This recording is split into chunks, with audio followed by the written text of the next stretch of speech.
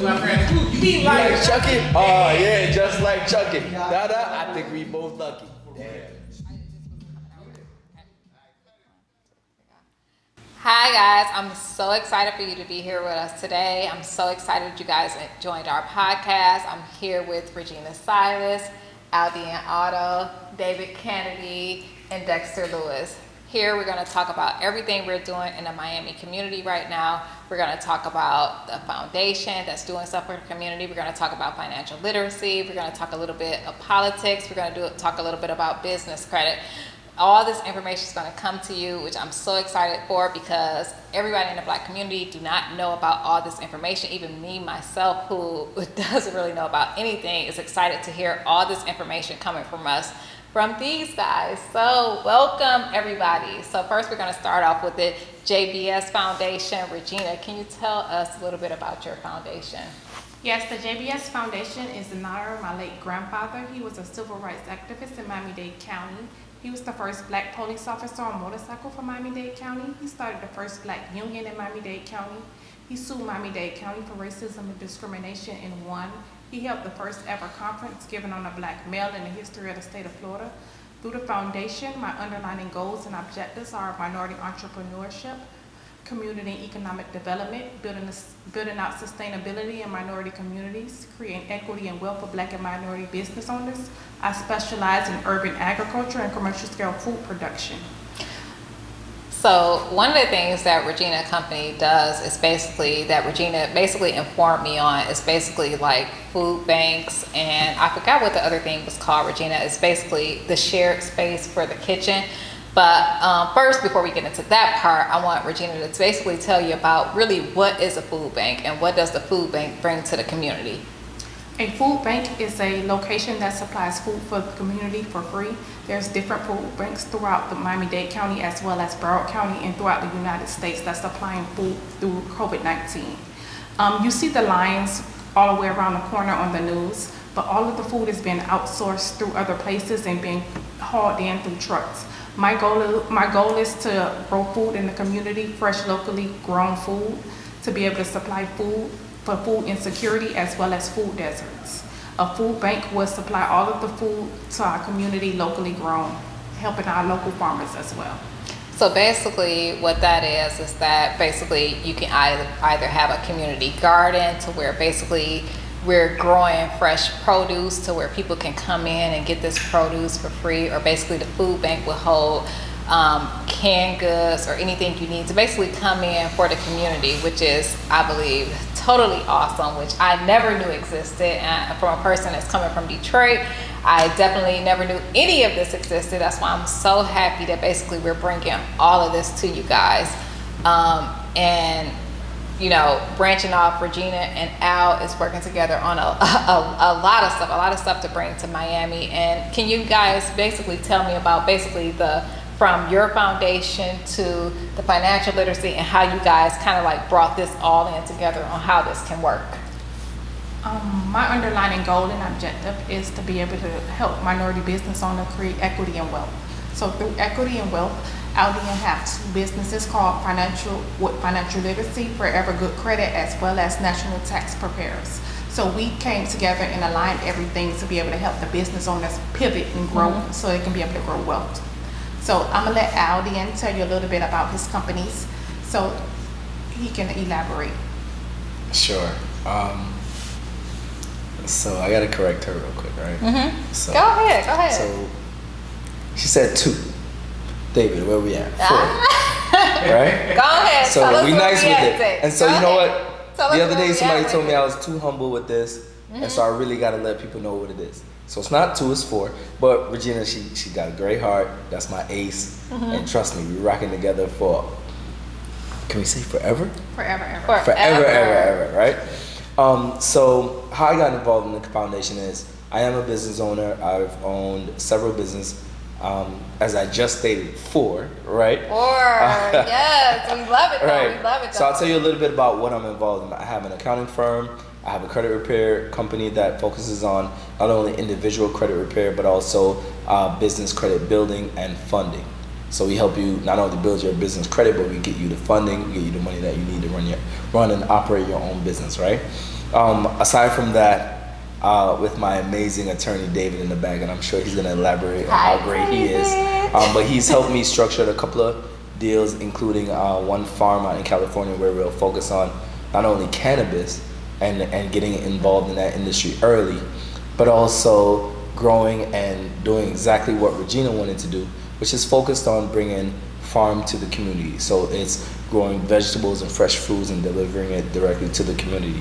How I get involved with Regina is because I think more so maybe my business acumen maybe. Yes. And so where I come in Strategic is, it's more of just helping structure the foundation in a way where, let's be extremely honest, the only way that a foundation is able to really create real impactful and meaningful change is with money. So my job is not only to manage that money, but also help raise, grow, find the money, and use that money in order to create economic wealth, financial literacy for people who look like the people who are here today. And that's Right. why I'm so excited about this cast tonight, because it's all black and all these professionals and black professionals that a lot of people in our community don't really know about. Like, I'm so proud of all of you guys and where you come from and how you present yourself. It's like so excellent and so basically Love it. inspiring to me, you know, I love it, I love so it, I love inspiring it. to me. So right here we have Dexter. Dexter, can you tell us a little bit about what you do? Oh, with the before you company? talk to Dexter, I gotta cut you off. I'm Go gonna do like ahead, the go Kanye ahead. thing, right? I'm gonna cut Do you it. off. Go ahead. I So- love it. I no, love that you guys bring 'cause- to it. So go ahead. 'cause I feel like- it's informal. So go ahead. All right, good. So I feel like I wish you knew Dexter like I knew Dexter. So allow me to edify my main man, Dexter, ahead. right? So Dexter runs and operates and really takes care of the day-to-day operations of Forever Good Credit. And Forever Good Credit, like I said before, focuses on individual credit repair along with business funding and credit building. Now, Dexter does this on his own.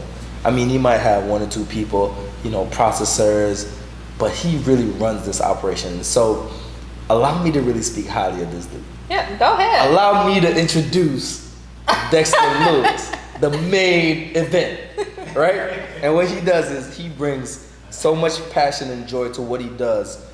Dexter has sacrificed a lot to be here with me, and I would do him an injustice if I didn't really Dexter's my guy. And just know, you might hear my name, maybe not, but you'll definitely hear his name in the future as the go-to guy for credit repair and credit building. So, with no further ado, my guy, Dexter Lewis. Talk to them, Dex. Talk to them, Dex. Talk to us about this credit, because I need to know about this credit, and I know all of our viewers need to know about this credit business. Go ahead. As he was saying, I'm Dexter Lewis of Forever Good Credit. We're here to teach about credit. When it comes to credit, they give you a credit score, but they don't give you credit education. They don't teach you about credit utilization. Yes. They don't teach you about making your payments on time. These are the things that hold certain communities back. We're here to teach you how to build your scores, what things you need to do and what steps you need to take to further yourself. It's not an overnight process, but to get going, you gotta get started. So what we do here is we give you a free credit evaluation, go over your personal credit, and give you an individual plan to get you where you need to be. Now, a 640 is the minimum score you really want to have, because that'll get you a FHA first-time home buyers program loan, but the 700 club is where you want to be. So working with us, we'll definitely get you there. So give us a call and we'll talk about that stuff. Oh, I like it. True Now- sense. I love it. Now, when it comes to business loans, we're able to get you business loans to scale your business. Now, if you don't have a business, that's a different situation. We'll teach you how to start your business, get your LLC, get your EIN, and get you ready to go. Now, for business owners that have current businesses and are trying to grow, that's what we're here for. Business loans, we're able to get you $25,000 to $50,000 within the next 30 to 45 days. And that's that part. Now, when it comes to business credit building, everyone has personal credit. We're given that at 18. But when it comes to business credit, a lot of people do not know about business credit. The people that build the communities, the townhomes, the buildings downtown, the car lots, they're working with business credit. They're not doing that on their personal credit. So it's all about learning about business credit and getting to that next level. All right, so that's just a little bit about what we do at Forever Good Credit, and we're also going to be the financial voice of the community to teach young kids these skills that they need, so as they turn 18, they're able to start doing different things to advance their financial future. And I wanna really touch on that for a little bit, because that's one thing that I really feel like may be taught in other communities, but may not be taught in Black communities. Is basically about building business credit. Right. So what would you say would be that, okay, I have this business, I start this business, whether it's a hair salon, a lash business, what would you say would be the first step in really starting that business credit, or how do you really get into that? Because I think that's what our viewers really need to know. Go ahead and take it. Well, go ahead, Alex. You can tell us. No, because so as passionate as Dexter is, and maybe even more so than I am, because these are the people that I really feel like need to know, because they really don't know. They may have a lash business, they may have a salon or anything. It's the small business people that don't really even need to know, or really don't know how to get into basically building business credit. Right. All right, so I'm gonna give. So are we dropping jewels? Yeah, We're dropping some jewels tonight, right? You have Can we to drop like all one your or two? jewels, but you can drop. All right, so I'll give you some. like one or two tonight, right? Most people know that you start a business, and most people think it's just starting an LLC, right? But there's some intricacies to those things. Whether it's, are you going to be a C corp, an S corp, versus tax liability work versus other liabilities that you have to focus on. Can I ask you one question before you go into that? Oh, I wasn't even going to go into that, because that's a whole other David thing. My thing was another thing. Well, can I ask you one question? Sure, go. I would say that even when thinking about a business, because honestly, we don't know. Right. You say like, I want to start this business. Well, we read things, we Google stuff, and we really don't know. How do you determine, am I LLC? Am I S corp? What am I? Can you kind of like not shine light on how to get to the business part, but shine light on how should I determine myself to even start establishing that? I got you. So the best answer for that is to seek an advice of an attorney, and however he's to the left of me. So I'm going to focus that question more towards saying, wait, hold up. Hold up. But. Because I was going to go right to the attorney. You was about to go right to. Yeah, I was about to go like, tell me how to do this. Okay, but however, allow me to introduce my other guy, my other main guy, right? Your other main guy. So my other main guy is David Kennedy, and I think in our communities we use two words to describe one person, right? So my two words to describe him is official. Right? Like that's my official guy, right? Yeah. But let me give you some of the personal things that I've done with David, and then he can elaborate on some of his other accomplishments, right? David has helped me accomplish two, I would say, multi-million-dollar deals over the last, 6 months maybe? Wonderful. Right? Wonderful. David is a genius in what he does, and I trust his opinion. And he has taught me to some shit I ain't want to do. But he has always kept me on the right path, right? Yeah. For me, David is probably one of the most excellent attorneys out there. And if you're ever looking for a corporate attorney, like I'm not gonna make the plug like Dexter did, talking about call Forever Good Credit, which I think you should.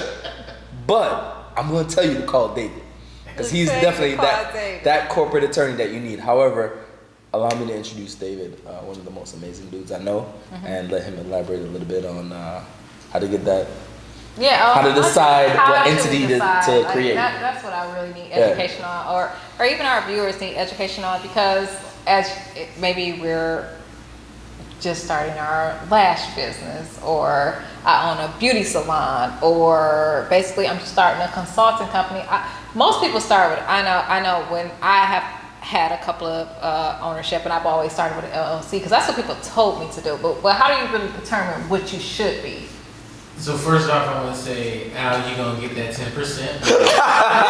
I'm gonna need it. Cut the check. Cut the check. Cut the check. No, I'll cut checks and you got that check. Yes. What? So, Lakeisha or Keisha? Keisha, yeah. Keisha. Either one. They Like from both Belly. work for me.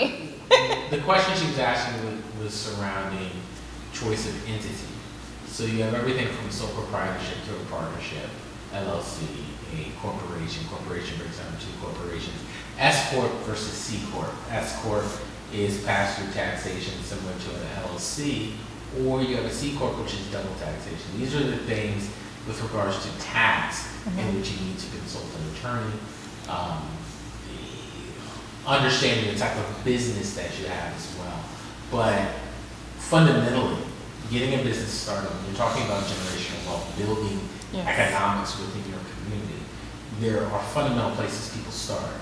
I just heard an interview recently where a guy that I really look towards, his name is Wall Street Trapper.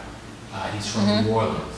My wife is from New Orleans. So I have an affinity for New Orleans. My grandparents, my great-grandparents are from New Orleans, and on both sides of my family. And what he says, which is accurate, is wealthy people, not rich people.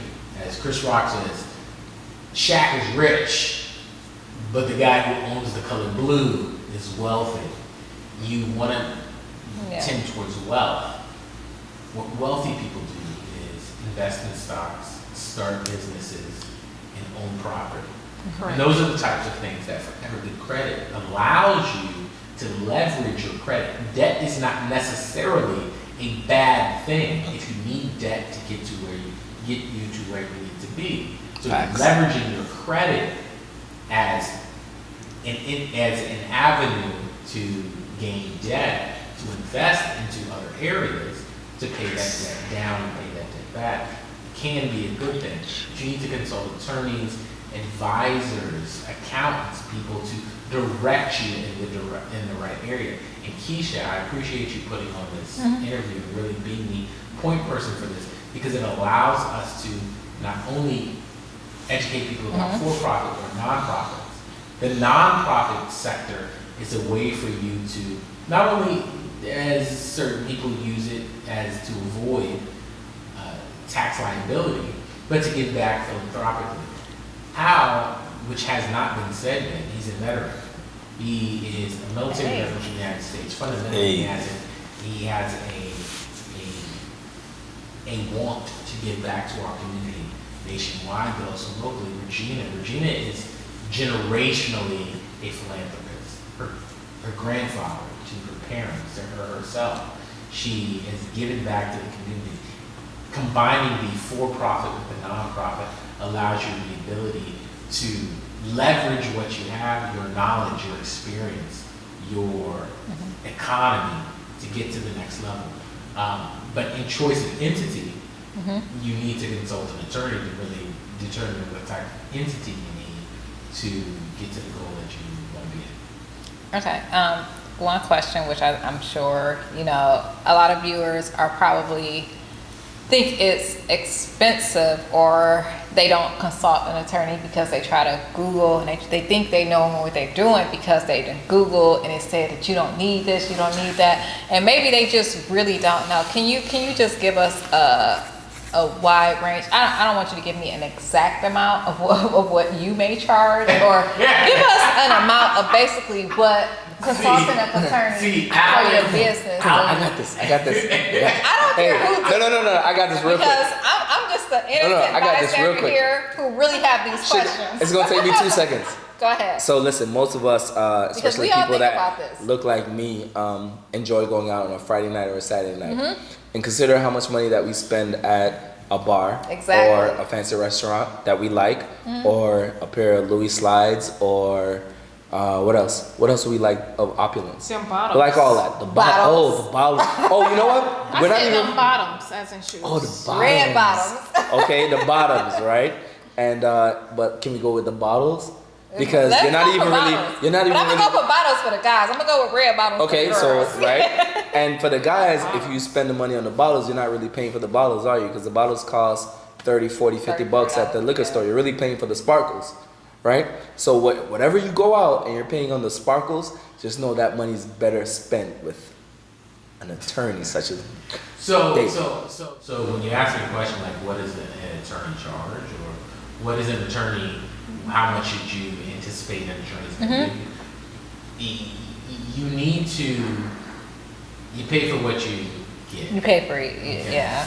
So if somebody's going to charge you $500 to do anything, and someone else is going to charge you $1,500 to do something, Right. or $3,000 to do something, you need to assess what you need, which is why you need to consult an attorney. And no one should be charging you for a consultation, but someone should be charging you for the services that They provide. you. It's one, anybody can start a business in Florida and Texas and California and in Virginia. It doesn't matter because the price is set for you to file the paperwork to start the business. But if you want your business to grow, are your fundamentals, your backing, your bylaws, your articles of incorporation, your operating agreements, your partnership agreements, the functioning of your business can allow you to excel. As much as, look, I'm a child of hip hop, I'm a child of Yes. this generation just like anybody else. DMX just passed away, and Jay-Z is making moves, and Nas is making moves, Killer Mike is making moves. We are stepping into a generation now where our money should be more, our economics should be more provided to things that are going to sustain us rather than just be spent and then you get nothing from it than just being fly. Okay. Yeah, I agree. I was watching The Godfather, which I've seen a million times. That I watched it again recently, and what Michael Corleone said in The Godfather 3 is, I don't need more muscle. I need more lawyers. What Right. he's saying is, I need more people to make me legitimate, more people to make my money work for me, more business work for me, rather More stability. than exactly the carnal desires of what we need or what we're looking for. Everyone wants to be fly, but can everybody pivot you to that next level? If you want to move from the Blackout album to Change Clothes, if you want to move from Illmatic to Stillmatic, if you want to move from Boys one Club. point to the next point, you need to evolve. And within our context, Right. you need to make sure your finances are straight. You give somebody like Dexter and Forever Good credit, but you also need to diversify with philanthropic needs. Yes.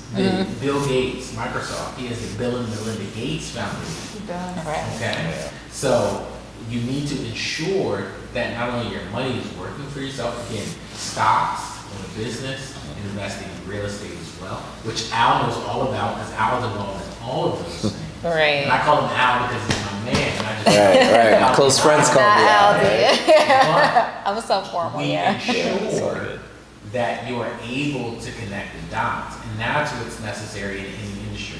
Connect the dots politically, financially, within the business sector, but also doing what we all want to do, which is spending time with our family and having the financial freedom to do the things that we want to do. Okay, so an easier question. Wait, before you get to that question, can I piggyback on David Yeah, real quick? yeah, 'Cause go I just ahead, want to go make ahead. it short. So I think tonight we came here and the thought process was really focusing on the JBS Foundation, right? I think that's really what we really wanted to focus on. And I can tell you this, from everything that David has said, the one thing that stuck out to me was he said philanthropic. And I'm going to give you a scenario about what really happens in this real world. Because I think for us, it's all about real world examples, right? So many people who look like me or All of us. minorities, right? Let's say we decide to become entrepreneurs. And you know what we do? We work really hard and somehow we make decent money and then we pay the government a lot of taxes. And what I'm here to tell you is, give the money to Regina, the JBS Foundation. Because what it does is you're allowed to write off a portion of your contributions to a nonprofit where now you control what happens to that money that you're either going to A, pay to the IRS, or B, give to the foundation. But at least if you're giving it to the JBS Foundation, you know for sure that that's directly impacting the community. It is feeding food deserts. It's bringing farm to community. It's creating financial literacy for people who look like you and I or minorities. Is creating what else? Generational wealth, equity wealth. And I could go on, I can speak on more about this. And Regina, I don't know if you want to take over for me and kind of Al, let me hop in for a second. Okay. I like Kanye. I like it, Kanye. I like Yeezy. Hit me with the Yeezy. The reason why we have this format is because we're having a conversation. Oh, for sure. Which is why I enjoy it. What you're saying, what the viewer needs to understand is that we have, and I'm going to go in order. We have someone whose family has a political background. He also is involved in credit repair and credit sustainability. You have someone who owns businesses, not just one or two businesses, multiple businesses. Facts. He's a veteran. He's philanthropic. He gives back to the community. You have someone like Keisha, who is not from Florida, who's able to bring her knowledge from other areas to Florida, and the viewer in particular, to bring her experiences combined with what she's learned down here to better provide. Everyone sitting in this room can or does make more than six figures in particular. Nah, I don't got it. Regina, I don't got it. Regina I'll be honest, you got it. comes from a history of politics, comes from a history of philanthropy. Her grandfather was a reverend, so she's embedded in the fundamental black church. I myself, I'm an attorney, former business owner, and current business owner. I started my first business at 17 years old. I worked in politics nationally and state and run for office. You have everything you need in this circle right here to propel yourself to something. So the knowledge that you're getting from this is immense. So when Al talks about moving your money from being something that is used to provide you with something tangible, a pair of slides, a pair of J's, a pair of sweats, a pair of Louboutins, whatever. Now we're going to talk about JBS Foundation, which I'm so excited to talk about. Like Al said before, like, why don't you give your money to this foundation? It is so beneficial for you to do this. Gina is going to basically shed some light on basically what JBS Foundation offers. Gina, can you tell us a little bit about your foundation? Where do you see it going, and how it's going to basically help our community, help us as cultural and urban people? What is your foundation going to do for us as a community and for Black people? I wholeheartedly believe that the youth is the future. If we don't stop and take our time to teach the youth, then I think we fail as a generation, because they're the ones who's going to save and change the world anyways. If we don't invest everything that we know into the youth, then we failed as a generation and as a community. That's right. So I want to teach our youth how to be entrepreneurs in the food ecosystem, as well as into being their own business owner in different ways and building out equity and wealth. So Forever Good Credit, we have programs that will teach financial literacy for our youth, and we also have programs in urban agriculture that will teach them to grow their own products, sell their own products, as well as create their own products through the products that they've grown already.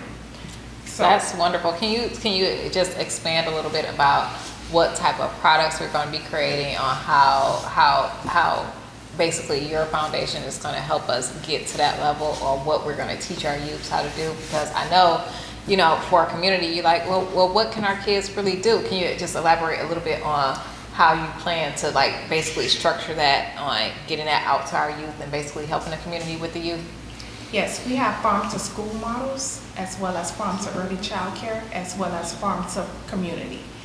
The farm to school models teaches our youth how to grow their own products. Their products, meaning as in vegetables, fruit, and from the things that they've grown in the garden in the back of their school. They create their own smoothies, their own salads, and they create farmers markets. Ooh, wonderful. Yes, and the surplus food, we take it and we provide to the community as food banks. So it goes from farm to school to farm to food bank, as well as farm to community.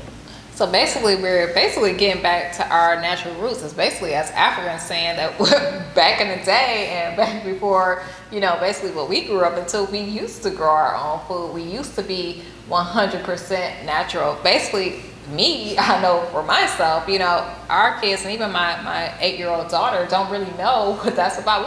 I don't know how to grow my own food. She doesn't even know how to grow her own tomatoes. So it's just wonderful to basically get the produce from the earth. And honestly, produce in the grocery store is so much. It's like, how can you eat healthy? the produce, the vegetables cost so much. So that's just wonderful, you know, what you guys are trying to bring to our community. And basically teaching us ourselves, like, why are y'all going to buy this? We can grow it. But I think we have been brainwashed from slavery when everyone was sharecroppers and they were growing their own food and their own products. We were growing it from like the slave masters and everything. I think we wanted to get out the field and get out from sharecropping and growing our own products. So now when you look at it, everyone who owns land and growing product, they're white, they're Hispanic, but there's no black people who own land and is sharecropping. So we don't even know the knowledge that we were originally taught. So I want to bring back the knowledge so we can own our own land and we can grow our own products so our youth and our kids can know how it is to be self-sustainable. Self-sustainability comes from being able to grow your own products, being able to supply your own products, as well as being able to sell. So you can grow your own products, you can sell your own products, and you can feed yourself. And I don't think we have the basic knowledge to understand those things. Keisha, Chairman. Go ahead. What I think Regina is attempting to say, and I think she is saying, is diversification. Understanding fundamentally what we need to do. If you're able to be vertically integrated, if you're able to understand finance, understand what Al said, the need and economic advantage of philanthropic behavior combined with what Dexter says in learning your earning potential through a credit basis, in leveraging your credit to get to where you need to be, you are able to further educate yourself and get to a point where you can be successful and fruitful within our current economy. Because she's absolutely correct in learning how to be sustainable in neighborhoods that do not have food, that are considered to be food deserts, or considered to be places where we do not have economic stability, or even fundamentally learning how to provide for ourselves, and we could become dependent on the rest of society. So to become dependent on ourselves and not dependent on the rest of the community, then we must learn how to do things ourselves. And we used to know how to do that, but now we've lost that knowledge.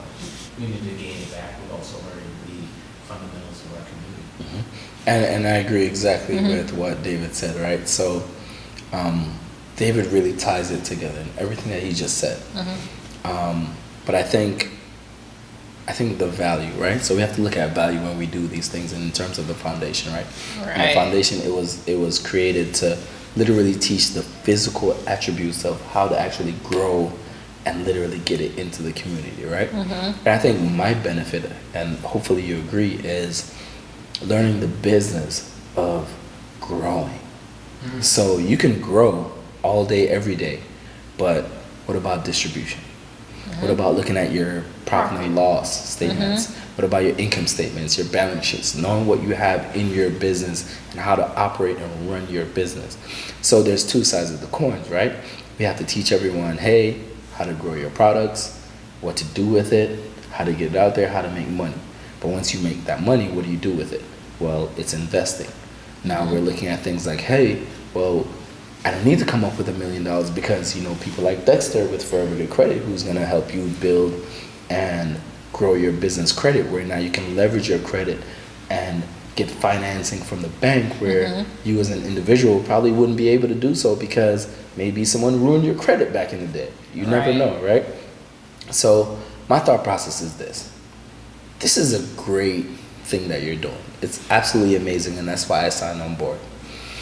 It's getting the physical training to literally know how to grow and sustain yourself and to build economic wealth. And within that, it's learning how to run and operate your business. Because at the end of the day, what is it? You're running a business. You're the CEO of your own business.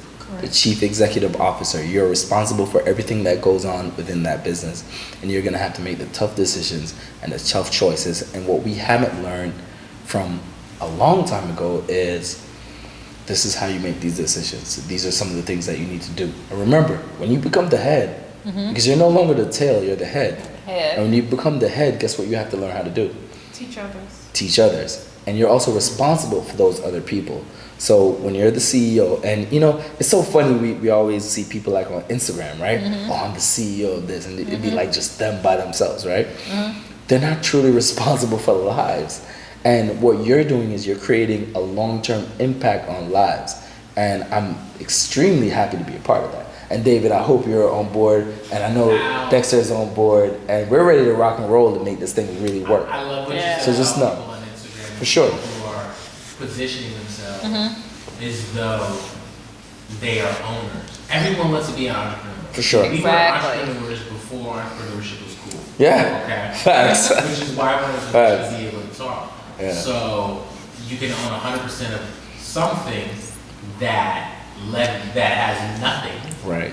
that brings no money, that does nothing, that provides nothing for anybody else. But I started my first business at 17. But I tell people all the time, That's amazing. is the greatest joy that I've had within business is being able to provide my employees with a check. That means I'm able to sustain them, sustain myself.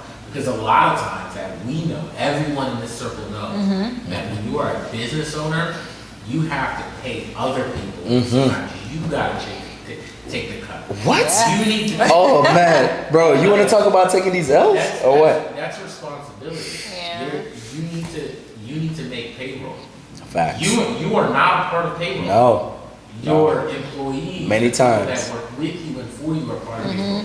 You need to be able to sustain that, and that is why not only what Virginia is doing with the foundation, but what we are doing collectively and ensuring that we can give our community what it needs is extremely important. Again, you have within this small 5-person circle, you have political power, you have business power, you have philanthropic power, you have knowledge about financial wealth and financial literacy, as well as street knowledge as well. Everyone went to college, Yeah. got an advanced degree. That doesn't mean we didn't come from places Right. everyone else came from. Everyone's individual story I still like trap music. I'm just saying. And just that's- as powerful as their advancement in their Yes. scholastic education. For sure.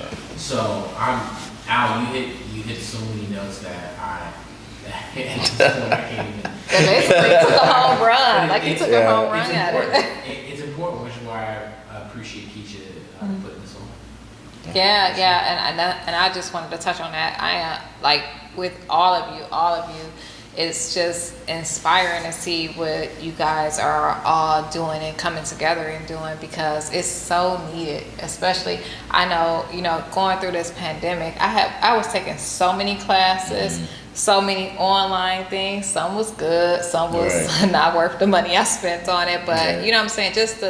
But the truth is that I actually gained a lot of knowledge through the pandemic. And we as people perish because we lack knowledge.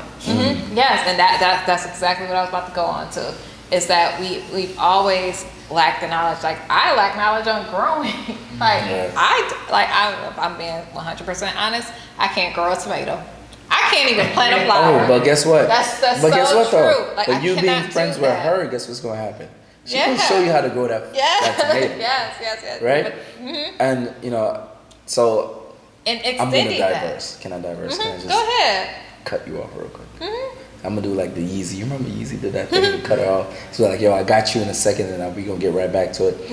But I think one thing I do want to stress is Regina runs a nonprofit organization. That organization doesn't really make real change unless it has money. Guess where our money comes from? It comes from people like David, like Dexter, like me, and like you definitely at home who contribute, right? And so the foundation runs off of donations. And you have to think about different foundations, right? You look at the bigger ones like Red Cross and all these other different foundations where 10% of what you give them go towards the community, right? And I'm here to tell you that donating to the JBS Foundation goes directly to the community. And all these different things that we've been talking about for the last 30, 45 minutes are the most important things. Which is why this JBS Foundation is so great. We're not taught about financial literacy. We're not taught about credit. We're not taught about buying land. We're not talking about hedge funds. We're not taught about growing, which is what the JBS Foundation will provide to us. So it's so important. It's so important for you guys to really look into this foundation, to really basically support and fund and donate, because it's needed here in Miami. It's needed really whether you're in Miami or anywhere around the world, you know what I'm saying, to support and really give back to our Black community. And I know basically from this pandemic and everything that has been going on, it's so needed. I know we all have basically just learned so much and really took a look at, you know, where we come from, where we've been, and where we really trying to go, and where we trying to go is up.